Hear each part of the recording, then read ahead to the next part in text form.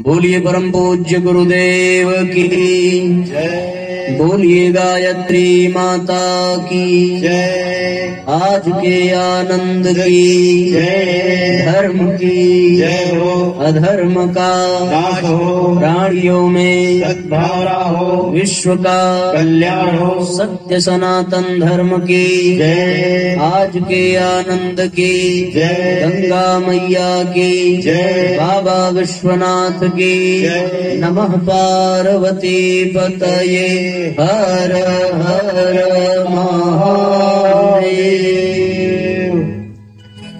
परम पूज्य गुरुदेव परम वंदनीय माता जी के सूक्ष्म उपस्थिति में विद्यमान हमारे सभी श्रोता बंधुओं, माताओं, आत्मीय परिजनों, आइए एक बार विषय वस्तु में प्रवेश करने से पूर्व उस महामंत्र का सस्वर उच्चारण करें जिसकी शक्ति से ही ब्रह्मा इस सृष्टि की रचना करते हैं, जिस मंत्र की ही शक्ति से विष्णु इस सृष्टि का पालन करते हैं और भगवान रुद्र इस सृष्टि का संहार करते हैं। वह दिव्य मंत्र जो गुरु मंत्र है, गायत्री मंत्र है, वेद मंत्र है, हमारे साथ साथ बोलने की कृपा करेंगे। मेरुदंड को सीधा रखें, दोनों हाथों को अपनी गोद में करें, नेत्र बंद करें, सविता देवता का ध्यान करते हुए, अपने इष्ट अपने आराध्य का स्मरण करते हुए, भाव भरी सद्बुद्धि की प्रार्थना करते हुए आइए उस महामंत्र के उच्चारण का सौभाग्य अनुसरण करें। ओम भूर्भुवः स्वाहा तत्सवितुर्वरेण्यं भर्गो देवस्य धीमहि धियो यो नः प्रचोदयात्।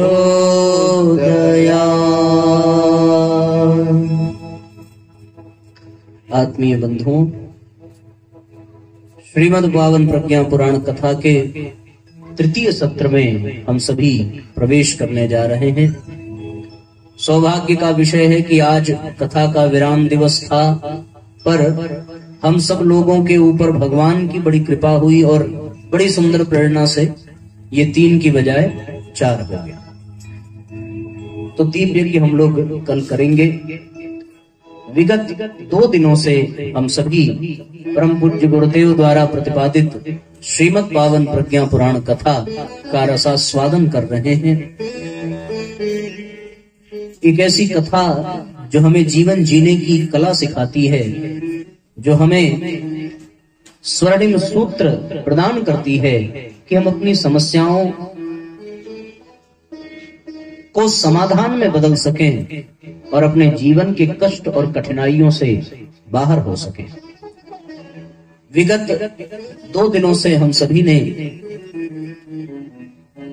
कथा का श्रवण पान किया और कल की चर्चा आप लोगों को याद होगी कि जीवन में ज्ञान का होना अत्यंत आवश्यक है और ज्ञान बिना गुरु के संभव नहीं है। गुरु की कृपा प्राप्त करने के लिए 3 सूत्र बताए। पहला मन की एकाग्रता, दूसरा चित्त की शुद्धि और तीसरा विचारों की पराकाष्ठा। इन तीनों को यदि और सरल भाषा में समझें तो मन की एकाग्रता के लिए ही उपासना का क्रम बनाया गया है। उपासना उसकी जो उपास्य हो, जो इष्ट हो, जो आराध्य हो।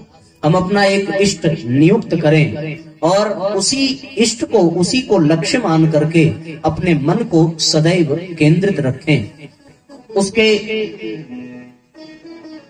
विचारों में, उनके चिंतन में, उन्हीं के गुणों में सदैव स्वयं को निमग्न रखें तो मन एकाग्र हो जाता है।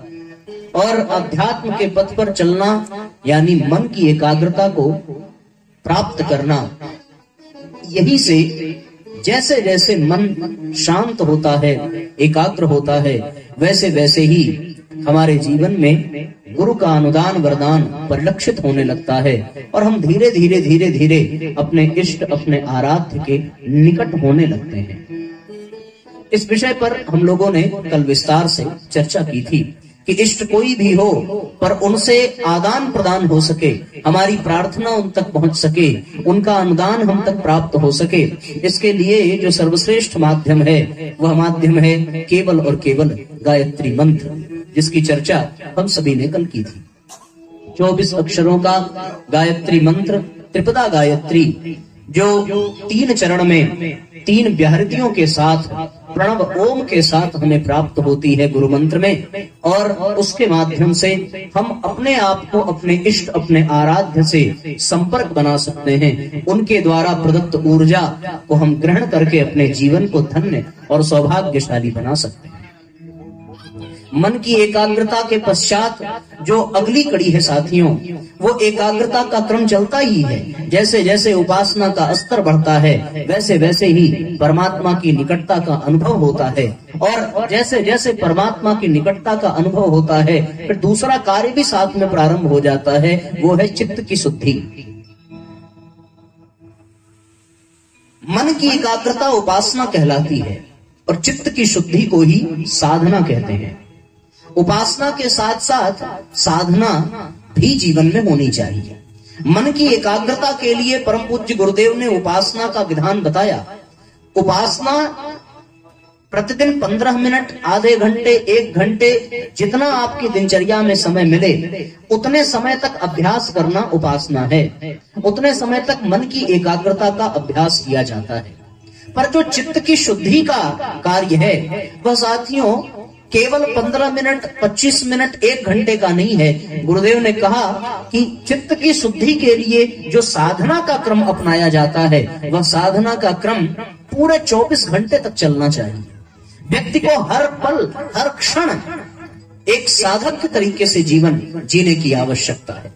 जिसका जीवन सध जाता है, जीवन अर्थात चिंतन, चरित्र और व्यवहार सध जाता है, जीवन अर्थात गुण, कर्म और स्वभाव सध जाता है, उसकी साधना धीरे धीरे प्रखर होने लगती है और चित्त की शुद्धि अपने आप होने लगती है। हम लोगों ने वो गीत कई बार सुना है, हमने आंगन नहीं बुहारा कैसे आएंगे भगवान। शुद्धि होनी चाहिए। जब ये पवित्रता जीवन में आएगी साधना के माध्यम से, तब जाकर के जीवन में उस ईश्वरीय सत्ता का अवतरण होने लगेगा और हम ईश्वरीय अनुग्रह से परिपूर्ण होने लगेंगे। तो उस परम तत्व को प्राप्त करने के लिए चित्त का शुद्ध होना बहुत आवश्यक है। जिसके भीतर जितनी अधिक शुद्धता होती है वह उतना ही पवित्र होता है और उतना ही अपने इष्ट, अपने आराध्य को अनुसरण कर पाता है। चित्त की शुद्धि ये जानने के लिए यह जानना अत्यंत आवश्यक है कि चित्त में अशुद्धि होती कैसे है, ये जानना पड़ेगा। किसी स्थान की आप सफाई करो और यदि उसके गंदे होने का कारण आपको पता न हो तो आप सफाई करके आइए और वो फिर गंदा हो जाएगा, है ना। किसी नाले की आपने सफाई की पर उस नाले में गंदगी जाने से रोका नहीं तो फिर आपका सफाई करना बेकार हो जाएगा, व्यर्थ हो जाएगा। स्वच्छता आवश्यक है, पर जिस कारण से गंदगी हो रही है उस कारण को मिटा देना भी अत्यंत आवश्यक है, वरना आपके द्वारा की गई प्रतिदिन की स्वच्छता केवल और केवल निरर्थक परिश्रम ही सिद्ध होगी, उसके अतिरिक्त और कोई लाभ मिलेगा नहीं। आप स्वच्छ करके आइए, वो फिर गंदा हो जाएगा। हम लोग अपने घरों में प्रतिदिन झाड़ू लगाते हैं, बुहारी करते हैं, लेकिन प्रतिदिन वो गंदा होता है। इसलिए चित्त की शुद्धि तो आवश्यक है, पर शुद्धि के साथ साथ यह भी ध्यान देना आवश्यक है कि वो किस कारण से मलिन हो रहा है, किस कारण से उसमें मैल जम रहा है। क्योंकि ये तो आपने इस गीत के माध्यम से सुन लिया कि मन का मैल नहीं धोया तो कैसे आएंगे भगवान। और भगवान की तो बात छोड़ो, यदि मैल है तो फिर इंसान नहीं आना चाहेगा। भगवान तो बहुत ऊंची चीज हो गया, उनके लिए तो पवित्रता होनी ही चाहिए। तो पवित्रता के पहले यह ध्यान देना अत्यंत आवश्यक है कि वो मलिन कैसे होता है, गंदगी उसमें आती कैसे है। भगवान ने दो चीजें बनाई हमारे पास, एक दिल बनाया, एक दिमाग बनाया, दोनों। और दो चीजें स्पष्ट आप देखते हैं कि एक भगवान है और दूसरा संसार है, एक परमात्मा है और ये दुनिया है। दोनों के लिए अलग अलग चीजें बनाई थी, एक के लिए दिल बनाया, एक के लिए दिमाग बनाया। लेकिन हमने अपनी अज्ञानता के कारण उन दोनों को उलट दिया। जहां दिल लगाना चाहिए था वहां दिमाग लगाने लगे, और जहां दिमाग लगाना चाहिए था वहां दिल लगाने लगे। यही चित्त की मलिनता का कारण है। इसको आप खूब गहराई से समझना। एक आदमी बड़ा परेशान था, उसके पेट में भी तकलीफ थी और उसके आंख में भी तकलीफ थी। तो उसने सोचा किसी ऐसे डॉक्टर के पास चलें जहां दोनों का इलाज एक साथ हो जाए। अब वो डॉक्टर के पास गया, डॉक्टर ने उसको दो दवाएं दी। दोनों दवा जो है वो कोई ड्रॉप जैसा दिया कि भाई पेट के लिए भी एक ड्रॉप है और एक ड्रॉप आपके आंखों के लिए। समझा दिया कि इसको आंख में डालना। देखो ये लोग समझ गए मामला क्या है। उसको दिया एक आंख में डालने के लिए, एक पेट में डालने के लिए। वो महाशय घर पहुंचे, मामला उलट गया। जो आंख में डालना चाहिए था वो पेट में चला गया, जो पेट में डालना चाहिए था वो आंख में चला गया। यही हाल हम लोगों ने किया। भगवान ने दिल दिया और दिमाग दिया। बोले दिल लगाना परमात्मा से और दिमाग लगाना इस दुनिया में, पर हमने उलट दिया। हमने दिल लगाया दुनिया में और दिमाग लगाया परमात्मा से। कहानी बदल जाती है। दिल लगाना चाहिए था किससे? भगवान से, पर वहां तो हमने दिमाग लगाया। दिमाग कैसे लगाया कि महाराज ये काम हो जाता तो फिर हम आपके लिए ये कह देते, ये कर देते। वहां भी सौदेबाजी हमने की, दिमाग ही लगाना हुआ। कई लोग तो आकर के हमसे कहते हैं कि हमारा एक काम फंसा हुआ है, वो हो जाता तो फिर आपकी कथा कराते। हमने कहा महापुरुष हमारी कथा आप क्या कराओगे, हम तो खुद भगवान की कथा कर रहे हैं। ये जो दिमाग आदमी लगाता है कि हमारा ये काम हो जाता तो फिर हम इतना मन सोना दान कर देते, इतना मिठाइयां बंटवा देते, इतना भंडारे करवा देते, इतनी कथा, इतना अनुष्ठान करवा देते। ये जो दिमाग लगाया आपने भगवान से, तो फिर यही चित्त की मलिनता का सबसे बड़ा कारण है। और लगाना चाहिए था दिल भगवान से, पर लग गया इंसान से। लगाना चाहिए था दुनिया बनाने वाले से, पर दिल लगा दुनिया वालों से, है ना। अभी आज ही वो हमारे उपाध्याय बाबूजी कोई आया तो उनका परिचय कराते हुए उन्होंने ऐसे ही कहा कि पता नहीं क्या हुआ, जब हमने इनको पहली बार देखा तो उसी क्षण हमारा दिल इनके पास चला गया और इनका दिल हमारे पास आ गया।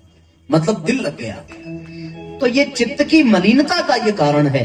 आजकल के व्यक्तियों का जो दिल है वो भगवान में लगने की बजाय वो इंसान में और संसार में लगता है। ऐसी स्थिति में चित्त मलिन हो जाता है, उसमें कसाय, कलमश, काम, क्रोध आदि विकार उत्पन्न हो जाते हैं। फिर कई जन्मों के संस्कार और कई जन्मों के प्रारब्ध उसमें जुड़ते चले जाते हैं और फिर वो मलिन का मलिन ही रह जाता है। हमारा जीवन बीतता जाता है। उस मलिनता को हटाने के लिए ही साधना की आवश्यकता है, स्वाध्याय की आवश्यकता है, सेवा की आवश्यकता है, सत्संग की आवश्यकता है, संयम की आवश्यकता है, चित्त की शुद्धि के लिए। पर उसके पहले मलिनता के कारण को हटाना पड़ेगा। और ये कब हटेगा? ये तब हटेगा जब हमें वास्तव में आत्मबोध होगा, जब हम ये जान जाएंगे कि ये जो संसार है इसे कितना भी प्रयत्न कर लो कभी पाया नहीं जा सकता, और वो जो परमात्मा है उसे कितना भी प्रयत्न कर लो खोया नहीं जा सकता। जो अप्राप्य है जिसे हम पा नहीं सकते उसे पाने के लिए जीवन पर्यंत परेशान रहते हैं, और जो प्राप्त है उसको कभी हम ध्यान नहीं देते। बताओ भाई, भगवान से हम कभी दूर हो सकते हैं क्या? आप कल्पना भी नहीं कर सकते, क्योंकि भगवान से दूर होने का मतलब यदि शिव निकल गया तो फिर ये शरीर केवल शव बन करके रह जाएगा। इसलिए भगवान तो आपसे दूर हो ही नहीं सकता। वो तो सर्वत्र है, सर्वव्यापी है, सर्वात्मा है, सबके भीतर विद्यमान है। और गीता में भगवान ने कहा कि ईश्वर सर्वभूतानाम हृदय से अर्जुन तिष्ठति, मैं सबके हृदय में विद्यमान हूं, मैं सबके हृदय में विराजमान हूं। तो सबके हृदय में विद्यमान वह परमात्मा जिसे हम चाह के भी खो नहीं सकते, जो हमें सदैव प्राप्त है, फिर भी हम उसे छोड़ करके इस संसार को पाने के लिए सदैव प्रयत्नशील रहते हैं। कोई किसी को पाना चाहता है, कोई किसी को पाना चाहता है, पर वास्तव में हम भगवान को ही पाना नहीं चाहते। और उसको पाए बिना जितना भी कुछ पाया है सब कुछ पाना बेकार हो जाता है। केवल उसको पा लिया तो फिर कुछ भी पाना शेष नहीं रह जाता। शबरी के पास कोई और संपत्ति नहीं थी, कोई और संपदा नहीं थी। सुदामा के पास कोई संपत्ति, कोई संपदा, कोई परिवार, कोई रिश्तेदार नहीं था। केवल एक नाता था कृष्ण से, और वो नाता मित्रता का था। बस उसी नाते उसे सब कुछ प्राप्त हो गया। शबरी को केवल एक नाता था, केवल भक्ति का। बस उसी एक नाते से शबरी ने सब कुछ प्राप्त कर लिया। और फिर इसके अतिरिक्त सब कुछ इंसान के पास हो, उसे एक न एक दिन छोड़ना ही पड़ता है, त्यागना ही पड़ता है। चाहे वो स्वयं से त्यागे, चाहे वो विवश होकर के त्यागे। तो फिर दिल और दिमाग की यह पद्धति हमें समझने की आवश्यकता है कि दिल दुनिया में नहीं परमात्मा में लगना चाहिए, और दिमाग साथियों परमात्मा में नहीं, दिमाग दुनिया वालों के साथ लगाओ, तब जाकर के बात बनेगी। बड़ा सुंदर किसी कवि ने पंक्ति कही है कि परिवार और राष्ट्र की सेवा में उपयोग करो अपने तन को। परिवार और राष्ट्र की सेवा में उपयोग करो अपने तन को। तीर्थ धाम सुकृत्य के काज में खर्च करो अपने धन को। तुई की सब चाह करे जग में, को ग्राहक नाम न ले मन को। यही दे चतुरानन चेत चलो, मन देत चले मन मोहन को। तन को आप इस संसार में लगा करके रखिए, लेकिन मन आपका परमात्मा में ही लगे रहना चाहिए, मोहन में ही लगे रहना चाहिए। चित्त को शुद्ध करने के लिए दिल सदैव परमात्मा से जोड़ना पड़ेगा, और दिमाग इस दुनिया से लगा करके रखो तो फिर कोई दिक्कत नहीं होगी। हम लोगों की ये परंपरा उलट जाती है और फिर समस्या का यही कारण बन जाता है। ये बदलेगा कैसे, ये होगा कैसे? जब हमें ये बोध हो जाए कि हम परमात्मा से अलग नहीं हैं, वो सदैव हमारे पास है, एकदम हमारे हृदय में विद्यमान है। इस बात का बोध होना ही हमारे इस प्रक्रिया को अंजाम देता है कि हम उसके हो जाएं, वो हमारा हो जाए। लेकिन इस बात का बोध यदि न हुआ तो फिर इसी तरीके से हम अपने दिल को इस दुनिया में लगाते रहेंगे और दुख और दर्द पाते रहेंगे। भगवान तो खुद कहता है, वो गीत आप लोगों ने सुना होगा, पास रहता हूँ तेरे सदा मैं, अरे तू नहीं देख पाए तो मैं क्या करूं। पास रहता हूँ तेरे सदा मैं, अरे तू नहीं देख पाए तो मैं क्या करूं। पास रहता हूँ तेरे सदा मैं, अरे तू नहीं देख पाए तो मैं क्या करूं। भगवान सदैव हमारे पास है, सदैव हमारे साथ है, सदैव हमारे हृदय में विद्यमान है। लेकिन इसके बावजूद भी यदि हम उसको अनुभव न कर सकें, उसको अपने हृदय में देख न सकें, पहचान न सकें, तो साथियों उसका होना न होना सब बराबर हो जाता है। हमें अपने स्वरूप को पहचानना होगा। एक बात और स्पष्ट कर दूं, गहराई में आप समझ करके देखें तो वास्तव में आपको ये प्रतीत होगा कि मुझ में और परमात्मा में कोई भेद ही नहीं है, कोई अंतर ही नहीं है। जो भेद है वो केवल और केवल अज्ञान के कारण है, केवल और केवल दुर्बुद्धि के कारण है, केवल और केवल चित्त की मलिनता के कारण है। इस बोध को समझने की आवश्यकता है। हम दर्पण में खुद को झांकते हैं, देखा है दर्पण? कभी देखा है? देखा है? सही में स्नान करने के बाद दर्पण के सामने, शीशा के सामने हम लोग जाते हैं। एक बहुत बड़ा शीशा यहाँ भी लगा है आपके दरवाजे पे, हमने भी देखा है। तो आते जाते भी आप लोग उसमें देखते ही रहते होंगे। लेकिन ये कितनी गजब की बात है कि जो उस शीशे में दिखाई पड़ता है वो सत्य नहीं है। जो शीशे में दिखाई पड़ता है वो सत्य नहीं है, लेकिन जो शीशे में देख रहा है वो बिल्कुल पूर्ण सत्य है। पर उस पूर्ण सत्य को देखने के लिए बिना शीशे के देख भी नहीं सकते। भाई ये शरीर है, इसको यदि आपको बारीकी से देखना हो तो दर्पण का सहारा लेना पड़ता है।